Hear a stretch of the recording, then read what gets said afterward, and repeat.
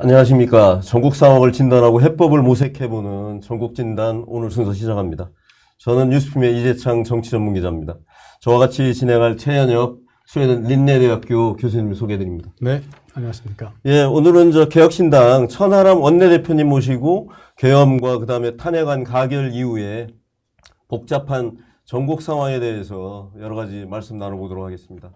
천 원내대표님 반갑습니다. 어서 오세요. 네. 안녕하십니까. 천하람입니다. 예, 지난번에 계엄 때 아주 긴박했던 상황이지 않습니까? 아유, 너무 긴박했죠. 이거 키가 185cm 되는 거구신데 예. 그 담 넘어가셨다면서요? 예, 제가 이제 그때 교통 상황도 안 좋고 막 경찰들이 이제 막고 있고 이래서 꽤 먼 데서 내려서 이제 이미 국회 담장까지 막 뛰어왔었습니다. 예, 제가 이제 체중도 100kg가 넘고 이제 이러다 보니까 뛰어와서 이제 막 숨도 차고 이런 게 잘 못 넘고 있었어요. 그래서 시민분이 본인이 이렇게 엎드리셔가지고 밟고 넘어가라고. 그 사실 쉬운 결정이 아니거든요. 제가 사실 무겁고 이게 또 이렇게 뭐랄까 이렇게 딛고 넘어가는 거기 때문에 그래서 그분 허리가 괜찮으신가 혹시 다치셨다면은 이 방송을 보시면 좀 연락 주십시오. 제가 뭐 어떻게라도 하겠습니다. 예. 이재명 대표가 탱크 막아선 시민 찾는 거하고 좀 비슷한 것 같습니다. 그 정도까지는 아닌데 어쨌든 예. 근데 정말로 그걸 보면서 우리 외신들도 그런 거 놀랐다고 하지 않습니까? 대한민국 국민들이 계엄이 터지자마자 오히려 국회로 와서 국회를 보호하고 국회의원들의 원내 진입을 도우려고 하고 그런 모습에서 한국 민주주의가 회복 탄력성이 있구나라는 걸 느꼈다는데 저는 그걸 직접 또 수혜를 입은 사람이기 때문에 그 장면이 굉장히 참 안 좋은 여러 환경이지만은 제가 정치하는 데 있어서 굉장히 뜻깊게 기억이 될 것 같습니다. 그렇겠습니다. 예. 그 대통령이 이제 여러 가지 수사에 협조도 안 하고 공직 송달하는 것도 수령도 거부하고 그래서 결국 헌재가 오늘 그냥 수령한 걸로 알겠다 이런 식으로 이제 사실상 발표를 한 거죠. 그러니까 저는 이런 걸 보면서 이게 권위와 권위주의는 다르지 않습니까? 그러니까 요즘 한국 정치를 보면 권위가 사라지고 있다라는 생각들을 많이 합니다. 요즘은 주요 정당의 당대표의 언행을 봐도 그렇게 무게감이나 권위가 느껴지지 않고 점점점 그게 더 심화돼가지고 대통령의 언사를 봐도 이제는 어떤 권위가 느껴지지 않습니다. 우리 국민들이 봤을 때 정말 믿음이 가고 무게감이 느껴지는 게 나와야 되는데 물론 지금 이제 탄핵의 의결은 됐습니다만은 일국의 대통령 출신 아니겠습니까? 아직도 대통령 신분이고 그러면 재판 서류 송달 안 받고 이런 추태는 부리지 말아야 되는 거죠. 제가 지난번에 조금 저도 격앙돼 있어서 그런 얘기 한 적이 있어요. 어떤 의미에선 전두환보다 못한 거 아니냐. 전두환은 쿠데타를 일으켰을 때 성공하면 혁명이지만 실패하면 반란이고 죽을 거라는 거 알았을 겁니다. 12.12 때. 근데 실패한 쿠데타를 일으키면 죽을 각오로 임해야 되는데 그럴 용기도 없고 그 정도 용기는 바라지 않더라도 본인이 국민 앞에 서서 정치적 법적 책임을 다 피하지 않겠다라고 했다면은 정말 그렇게 좀 지질하게 좀 찌질하게 서류 송달 안 받고 이런 행태는 대한민국 대통령의 권위를 위해서라도 저는 하지 않기를 바랬는데 차라리 그러면 본인이 소수의 부정선거 믿고 이런 분들을 끌고 가겠다고 하면 그 사람들을 끌고 가기 위해서라도 멋진 모습을 보여줘야 되거든요. 근데 이거는 모양은 모양대로 빠지고 또 헌법재판소가 이런 거를 그냥 두고 볼 리가 없지 않습니까? 당연히. 그렇기 때문에 이번에 발송으로 바로 송달이 의제되는 발송 송달이라는 제도를 택해가지고 빠르게 절차를 진행하겠다라는 의지도 보였거든요. 그래서 이런 것들을 보면 물론 사람이 참 코너에 몰리고 이상한 길로 가려고 하면 계속 그렇게 가지만은 그래도 내가 대한민국의 대통령 출신이다라는 거는 조금 생각해 주셨으면 좋겠다. 안타까운 마음이 듭니다. 예. 그 한덕수 대행이 그러니까 국회 추천목 3명의 이제 헌법재판관 임명 이걸 놓고 이제 여야가 또 대립하고 있어요. 야당은 지금 해야 된다. 그리고 이제 여당은 그게 역할을 넘어서는 거 아니냐 이렇게 대립하는데 우리 그 원내대표님은 어떤 생각이세요?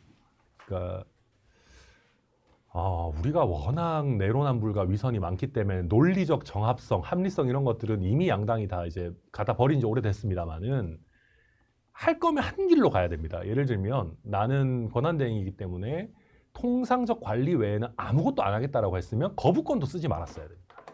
그러니까 저는 거부권을 안 쓰면서 이런 추가적인 임명 못 하겠다라고 갔다면 물론 그것도 좀 이상하지만 어쨌든 논리적 일관성은 있을 텐데 거부권을 행사하면서 이제 그거는 하면 안 된다라는 얘기를 지금 여당에서도 권성동 원내대표 주문하지 않습니까?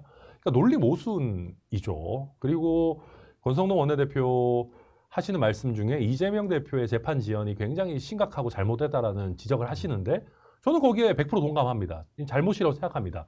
근데 그걸 하면서 재판관을 임명하면 안 된다라는 또 재판 지연 전술과 비슷한 내지는 헌법기관의 구성을 저해하려고 하는 이런 시도들을 하는 거는 또 다른 그냥 내로남불이거든요. 그래서 좀 아무리 이게 진영 논리로 굳어졌다지만은 최소한의 합리성을 가지고 가야 되는데 그게 없는 것 같아서 저는 좀 요즘 듣고 있으면은 국민의힘이나 그 한덕수 총리 쪽에서 나오는 메시지들은 도대체 무슨 말인지를 모르겠습니다. 예. 근데 제가 옛날 과거 발언들 찾아보니까 예. 권성동 원내대표는 과거에는 또 반대로 얘기하셨어요. 뭐 좀 임명을 해야 된다 이런 쪽으로 얘기를 하셨고, 추미애 당시 지금 이제 민주당 원내 뭐 대표였죠 당시에는. 네네. 그 당시에는 또 그 임명하면 안 된다. 헌법학자들이 다 반대한다. 네. 뭐 이렇게 거의 대부분이 반대한다 이렇게 말씀하셨어요. 이게 그러니까 이게 저도 민주당의 내로남불도 물론 문제입니다. 그때 당시에 제가 알기로 추미애 의원, 박주민 의원도 있었고 한 두세 분 정도. 그러니까 민주당에서 굉장히 박범계 의원도 있었고, 그러니까 민주당에서 아주 주요한 역할을 당시에도 했고 지금도 하고 있는 분들이 임명하면 안 된다라고 하다가 또 민주당 전체가 태세 전환했는 건 맞습니다. 근데 이 논란이 국회 안에서 왔다 갔다 했다면은 뭐 국민들께서 뭐 누가 말이 맞나 뭐 헌법적으로 좀 애매한 거 아니냐 했을 텐데 헌법재판소에서 뭐 나서서 이거 임명할 수 있다. 그리고 지금 재판관 후보자들도 여당 추천, 야당 추천을 막론하고 할 수 있다라고 하고 있습니다. 그리고 이미 황교안 권한대행 때 임명된 이선혜 재판관이라는 분이 활동을 하고 계세요.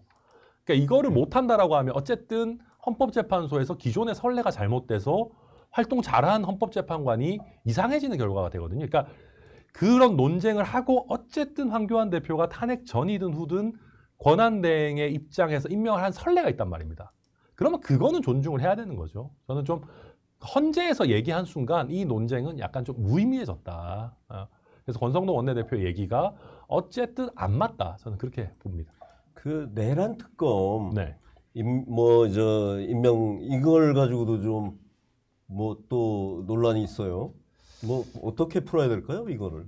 이것도 너무 제가 뭐 양비론처럼 얘기하지만 민주당도 엉망입니다. 사실은 왜 엉망이냐? 지금 5만 수사기관이 난립해가지고 서로 수사하고 성과 가져가겠다 난리인데 서로 이 수사권 뭐 공수처 신설 이렇게 하면서 수사기관이 막 난립되도록 제도를 정말 난도질 해놓은 꽤 상당 부분의 책임이 민주당에 있습니다, 사실은. 근데 그거는 어쨌든 지금까지의 상황이고 이 난장판이 벌어졌으면 어쨌든 정리는 해야 됩니다. 그러면 이걸 어디서 정리할 거냐? 지금 자기들끼리 내부적으로 뭐 어느 이첩하고 막 하고 있지만 이 정도로 큰 사건, 국가적인 관심이 집중된 사건이면 특검으로 할 수밖에 없어요. 예전에 이런 수사권 조정이나 하기 전에도 이 정도 사이즈 사건은 특검을 해왔습니다. 그러면 이거 특검하자는 게 완전히 틀린 얘기는 아니란 말입니다. 그러면 이건 해야 돼요. 그리고 국민들이 보셨을 때도 어쨌든 내란 수괴 혐의를 받는 윤석열 대통령이나 또 지금 거기에 뭐 소극적 가담이니 뭐니 얘기는 많지만 어쨌든 수사 대상인 한덕수 총리 권한대행이 이걸 안 하겠다라고 하면은 결국 스스로를 감싸는 것처럼 보입니다. 그래서 저는 한덕수 권한대행도 똑똑하신 분이니까 이거는 하시는 게 맞지 않나. 이걸 안 해가지고 내란 특검 임명을 안 해가지고 권한대행을 탄핵까지 또 해야 된다. 이거는 대한민국의 수치고 외국의 특히 투자자들이나 이런 사람들 봤을 때 이거는 진짜 난리 납니다. 저는 그래서 한덕수 총리께서 꼭 평생 경제 관리 하셨던 분이니까 조금 이 상황을 명확하게 보셨으면 좋겠다. 이렇게 부탁드리고 싶습니다. 네, 지금 그 말씀하시는 것 중에서 국민들께 명확히 한다고 이제 말씀해 예. 주셨는데 그 중에서 좀 명확히 해야 될 것이 조금 난처한 질문일 수 있겠습니다. 네. 윤석열 대통령을 내란 수괴로 그 아까 이제 의심한다 네. 말씀하셨는데 어떻게 보십니까 개인적으로 이게 형법과 헌법상으로 내란 수괴죄 맞습니까? 그러니까 저는 내란 수괴라고 개인적으로는 뭐 확신을 하는데요. 네. 제가 뭐 대법원장은 아니니까 아직은 혐의자라는 표현을 쓰는 것인데, 그러니까 지금 그 윤 대통령 쪽에서는 아니 뭐 폭동을 일으키거나 뭐 예를 들면 뭐 한 도시를 완전히 마비시키거나 한 것도 없고 국회에서 풀어달라고 하니까 풀어주지 않았냐, 뭐 이게 내란이냐라고 말씀을 하시는 것 같아요. 그런데 이것은 친위 쿠데타의 성격을 이해를 못한 겁니다. 그러니까 친위 쿠데타가 아니라 행정 권력을 쥐고 있지 않은 주체가 쿠데타를 일으켰으면 당연히 그렇게 돼야 되겠죠. 군대를 접수한다든지 정말 도시 차원의 서울을 접수하고 대통령궁을 정말 집무실을 다 접수하고 하는 것들이 필요한데, 행정 권력과 국군 통수권을 가진 대통령이 친위 쿠데타를 일으키는 경우에는 저는 극단적으로 지금 6명으로 이루어져 있는 헌법재판소에 한 2~3명의 병력만 투입해서 헌법재판관 1명만 끌어내서 구금해도 내란죄가 될 수 있다고 생각합니다. 왜냐하면 본인을 견제할 수 있는 헌법적 권한을 가지고 있는 헌법기관을 힘으로써 무력화시키는 것이기 때문에 그렇습니다. 그런데 이번 사건에서는 비록 성공하진 않았지만 국회를 봉쇄하고 국회의 의결을 방해하려고 했던 그 정황과 증언들이 굉장히 일관되게 나오고 있고, 실제로 저도 그 자리에 있었습니다만은 만약에 국회의원을 보호하려는 정도의 그 어떤 자세였다면 그 본관 2층 창문을 깨고 특수부대가 본청 안으로 들어올 이유는 없습니다, 사실은. 왜냐하면 그 본청 내에는 위험 요소가 없었어요.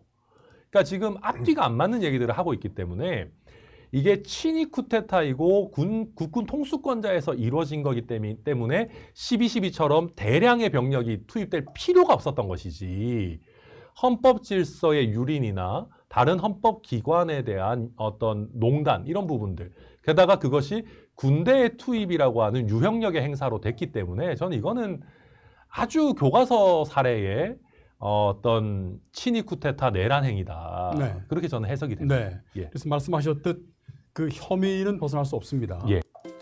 감사의 마음을 전하는 연말 소중한 분들께 우메캔을 선물하세요.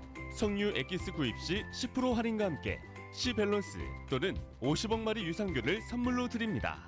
효소한 세트 L칼슘 구입 시 10% 할인과 함께 푸짐한 선물도 받으세요. 할인과 선물을 동시에 우메캔 연말 더블 혜택 대잔치. 연말연시 최고의 선물은 역시 우메캔. 그런 식으로 한다면 이것이 문제가 되지 않을까 하는 그런 문제점들이 저는 지적됩니다. 그거를 약간 나눠야 될 것 같습니다만은, 제가 정치인이라서 저한테 편하게 해석하는지 모르겠는데, 정치인이 다소 단정적인 표현을 쓰는 것은 저는 그것은 하나의 정치적 주장의 의미라고 생각을 네. 합니다. 근데 언론은 조금 더 조심할 필요가 있다고 생각합니다. 언론이 예컨대 형사재판이 확정되기 전에 내란 수괴라고 확정적인 표현을 쓰는 것은 저도 국민들을 조금 호도할 가능성이 있다고 생각하고, 다만 이제 정치인들이 지금까지 이렇게 유죄가 확정되기 전에도 각자를 범죄자로 표현하는 표현들을 많이 써왔고, 저는 국민들은 일정 부분 그것이 정치적 주장이라는 정도는 아실 수 있지 않을까. 물론 정치인도 조금 자제력을 발휘하면 더 좋겠지만, 예컨대 제가 나와서 이 사람은 내란인 게 명확합니다라고 하더라도 그것은 천하람의 개인 의견이고, 제가 대법원이나 헌법재판소를 대표하지 않는다라는 것 정도는 국민들께서도 이해하실 수 있지 않을까. 저는 그 정도 생각을 갖고 있습니다. 예. 아까도 천 의원님 말씀하셨지만 내란 특검 임명하지 않거나, 네. 그리고 또 그 1월 1일 시한이죠. 지금 네, 거부권. 거부권. 다시 이제 그게 닥치면 거부권 행사할 가능성도 없지 않을 것 같아요. 그 경우에는 실제로 그 탄핵을 하나요? 저는 사실 특검에 대한 거부권 행사는 레드라인을 넘은 거라고 저는 개인적으로는 생각은 합니다. 그런데 그 결정도 가볍지는 않습니다. 솔직히 말씀드리면. 지금 그래서 24일까지 뭐 무조건 공포해라 지금 민주당에서는 막 얘기하고 있는데 저는 24일을 넘는다고 해서 바로 탄핵을 할 수 있을 것인가 저는 그렇게 생각하지는 않습니다. 최대한 1월 연말까지는 기한을 줘야 되는 것이고 다만 그게 안 됐을 때는 특검을 정말 아주 심각하게 그러니까 탄핵을 심각하게 고려해야 되는 상황이고 만약에 거기에다가 덧붙여서 이제 헌법재판관 임명까지 안 하는 그런 게 사태까지 이제 헌법기관을 무력화하려는 시도까지 이어진다라고 하면 그때는 탄핵이 정말 불가피할 것이고 그게 아니라 헌법재판관은 어쨌든 임명을 즉시 한다라고 하면 그때는 야당들끼리 조금 논의를 해봐야 될 것 같습니다. 솔직하게 말씀드립니다.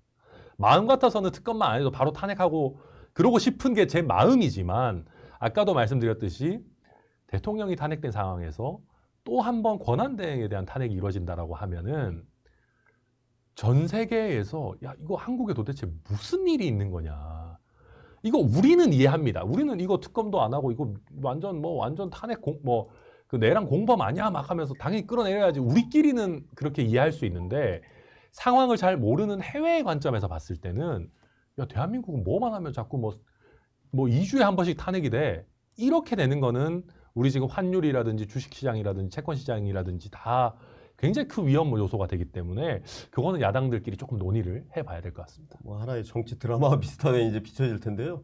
제가 정말 약간 여담이지만 얘기를 하면은 제가 이제 지난 여름에 미국에서 하는 리더십 프로그램 같은 걸 갔다 왔습니다. 그러니까 뭐 전 세계 19개국에서 뭐 한 명씩 각국의 미국 대사관이 뽑아가지고 약간 뭐 리더십 프로그램 미국 이렇게 돌아다니면서 하는 건데 거기에서 이제 선진국들도 있지만 아직 민주주의가 확실히 정착 안 되거나 산업적으로도 개발도상국인 국가들도 있었는데 계엄 터지고 저희가 이제 그 워치앱 단톡방이 있어요.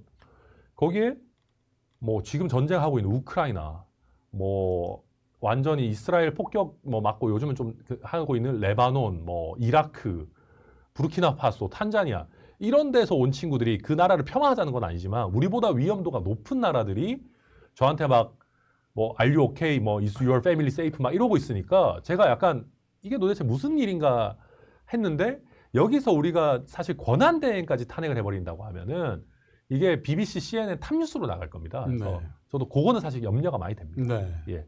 그 지점을 조금 더 정말 조심을 해야 할 부분인데 지금 대한민국 상황을 뭐 위기 상황을 넘어서 좌초적 상황이다라고 이제 지금 얘기하고 있고 경제는 뭐 지금 완전히 예. 정말 힘든 상황이기 때문에 그런 지점은 조금 더 한번 중심을 잡고 좀 해주시면 좋겠다 하는 예, 말씀을 좀 저도 드리고 신중하게 싶고요. 생각해 보겠습니다. 네, 신중하게 좀 접근하면 좋겠다. 왜냐하면 탄핵 정국이 과연 지금 이 시기에 바로 현재 지금 이 시기에 2024년 넘기지 않고 혹은 뭐 넘기더라도 2005년 벽두부터 과연 탄핵 정국으로 또 제2, 제3의 탄핵 정국으로 간다는 것은 헌법을 들여다보고 저희들이 지금 상황에 그 다음 대행이 누구야라는 것을 지금 논의할 단계는 절대 아니다. 지금 조금 더 고민해 주시면 좋겠다는 생각입니다. 예. 근데 이제 저희 야당들 입장에서는 어쨌든 한덕수 총리가 특히 내란 특검, 뭐 김건희 특검도 김건희 특검이지만 뭐 그것도 당연히 해야 된다고 봅니다만 내란 특검과 헌법재판소 재판관 임명 정도는 해야지 사실은 이게 정치적으로 어떻게든 타협의 그렇죠. 여지들이 생기는 거여서 계속해서 어쨌든 압박을 할 수밖에 없는 상황입니다. 예. 그 뭐 여야가 이런 상황에서도 뭐 그 대결 정치 계속하는 것 같아요. 뭐 민생협의체 만든다고 그러더니 뭐 결국은 또 주도권 싸움 하는 것 같고요. 그래서 뭐 26일 날 첫 회의 한다고 하지만 또 모양만 갖추고 또 그 표류하는 거 아닌가 이런 얘기도 있고 뭐 그걸 좀 어떻게 생산적으로 만들 수 있는 방법이 있을까요? 그러니까 이거는 사실은 여당도 여당인데 좀 미안한 말이지만 여당과 정부는 이미 많이 힘을 잃었습니다. 그래서 저희도 물론 열심히 해야 되겠지만 사실 어쨌든 제1야당인 더불어민주당이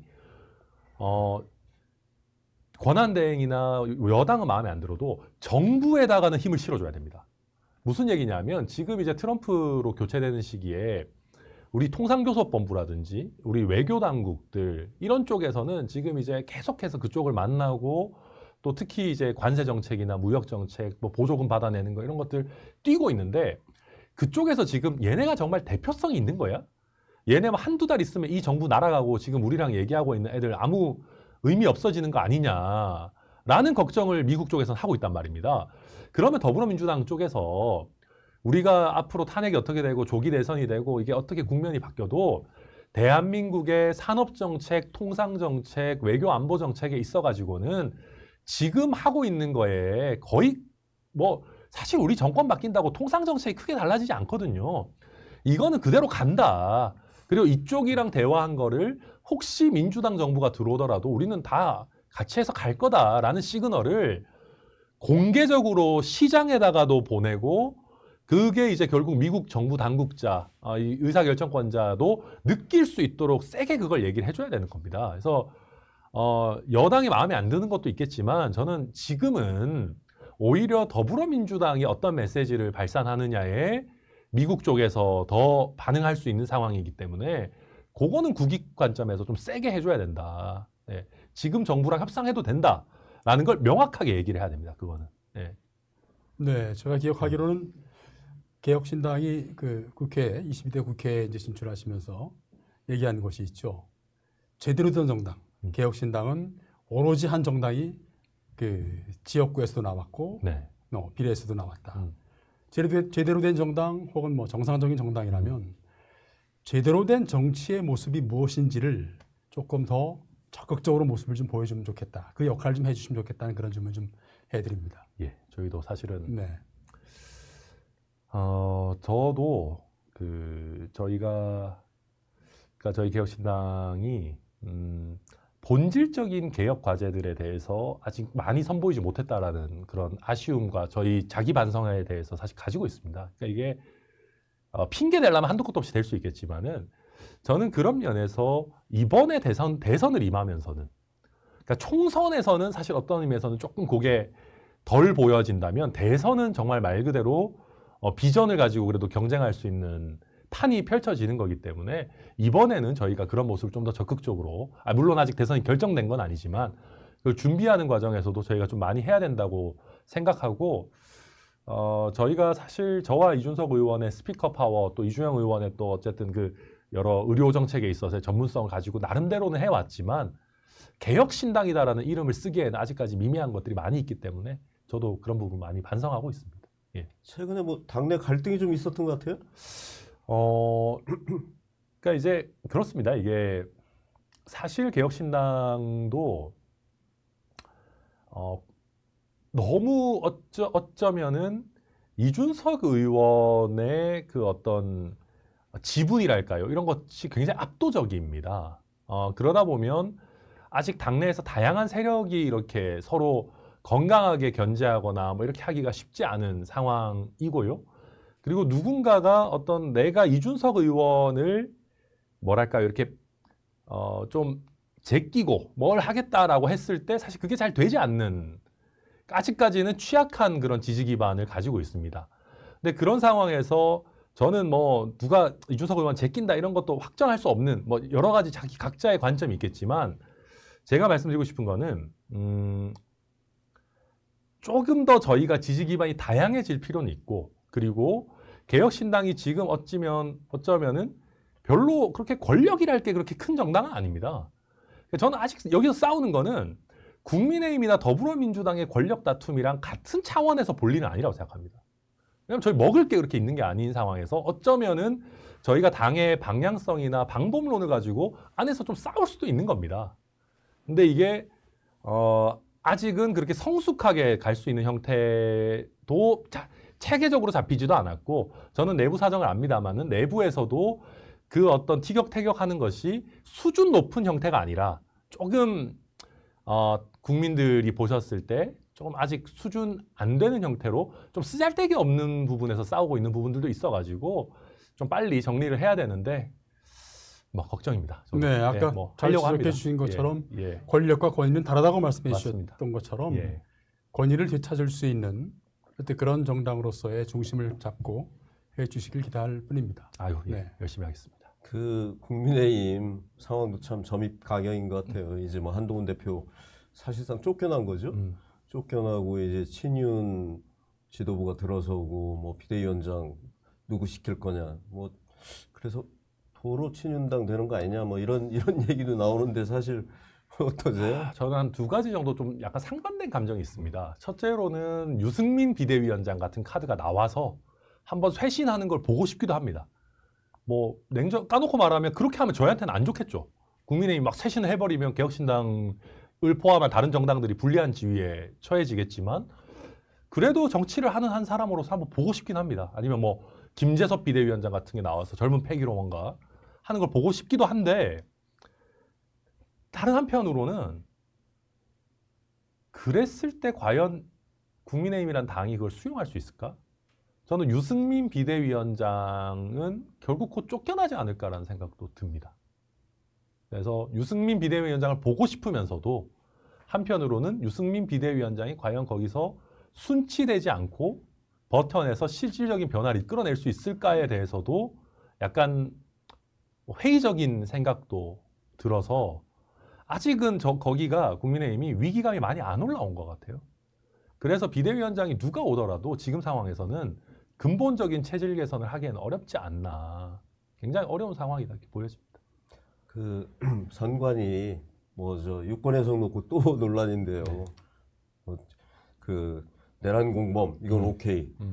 그리고 이제 저 이재명 안 됩니다. 뭐 이거는 현수막켓이 안 된다 이래가지고 이게 뭐 누구 너무 편파적인 거 아니냐 뭐 이런 얘기 나오는데 그건 예, 국민의힘 지지층에서는 그렇게 생각하실 수 있는 것 같은데 저도 제가 100% 그 논리를 다 이해하는 건 아니지만 제가 이해하는 한에서는 이재명 대표는 아마 대선 주자로 분류되기 때문에 이재명 대표에 대해서 이렇게 찬반을 표명하는 현수막을 거는 거는 사전선거 운동 비슷하게 해석되는 걸로 저도 알고 있습니다. 거기에 아마 이재명이 아니라 뭐 예를 들면 홍준표를 넣어도 뭐 홍준표는 절대 대통령이 되면 안 된다. 뭐 홍준표 쓰레기 이런 거를 혹시 넣더라도 아마 안 된다고 할 겁니다. 그래서 이미 대통령이 되어서 다음 선거에 못 나오는 윤석열과 다음 선거에 나올 수 있는 이재명은 우리가 생각할 때 똑같은 정치인이지만 아마 선관위의 법적 해석에서는 차이가 있을 수 있다. 저는 그렇게 이해하고 있는데 제가 뭐 100% 이해한 건지는 잘 모르겠습니다. 예. 예, 마지막 질문인데요. 네. 어찌됐건 이제 조기 대선 국면은 불가피해 보입니다. 근데 뭐 현재 탄핵 심판과 어차피 이제 이재명 대표의 사법 리스크 이게 이제 맞물리지 않습니까? 이 대표의 사법 리스크에 대해서 어떻게 보세요? 그러니까 저는 협의의 사법 리스크, 광의 사법 리스크를 좀 나눠봐야 된다고 생각합니다. 협의의 사법 리스크, 그러니까 정말 감옥에 갈 리스크. 는 이번에 윤 대통령의 비상계엄 내란 행위로 저는 많이 해소됐다고 생각합니다. 왜냐하면 헌재 결정 전에 대법원 확정 판결이 나올 가능성은 저는 뭐 거의 없다고 생각하니까 협의의 사법 리스크를 털어준 거는 역설적으로도 윤석열 대통령이죠. 근데 광의의 사법 리스크 뭐냐 하면 국민들이 인식할 때 저 사람 죄 있어 라는 그 인식 그것을 과연 불식시킬 수 있을 것인가. 그럼 거기서 어떤 파생들이 이어지냐면 저 사람 죄 있는데 감옥 안 가려고 대통령 하려는 거 아니야? 이 어떤 우리의 연쇄적인 작용 아무리 그래도 우리가 범죄 저질러서 감옥 가야 되는 사람을 우리 대통령으로 뽑았어야 되겠어? 라고 하는 이 광의의 사법 리스크는 저는 벗어나기 굉장히 어려운 길로 가고 있고 최근에 이하영 전 부지사 그 항소심 판결에서도 아주 명백하게 이거는 이재명 대표를 위해서 대북 송금을 쌍방울이 대신한 거다. 그렇게 하면서 오히려 지금 글로벌 커뮤니티에서 한국 정치에 관심 있는 쪽에서는 야 이거는 정치적 이익을 위해서 대북 송금, 그러니까 대북 제재를 위반한 사람이 한국의 가장 유력한 대선 후보라고? 야 이게 말이 돼? 동북아에서 한국은 굉장히 중요한 블루팀의 일원이고 민주주의 이 진영에 아주 중요한 북한과 이 살을 맞대고 있는 우방이고 동맹국인데 이거 괜찮은 거야? 라는 우려들이 오히려 국외에서 지금 일정 부분 일어나고 있는 걸로 보이거든요. 그렇게 된다고 하면 저는 이재명 대표가 이 광의의 사법 리스크 면에서 국민들에게 저 실제로는 죄 없습니다. 라는 걸 설득해낼 수 있을 것인가. 그건 굉장히 지난하고 어려운 작업이 될 것이다. 불가능할 거다. 저는 그렇게 생각합니다. 예, 앞으로 저 개혁신당의 여러 가지 역할을 기대하겠습니다. 아이고 예. 예, 오늘 말씀 이걸로 마치겠습니다. 감사합니다. 네, 감사합니다.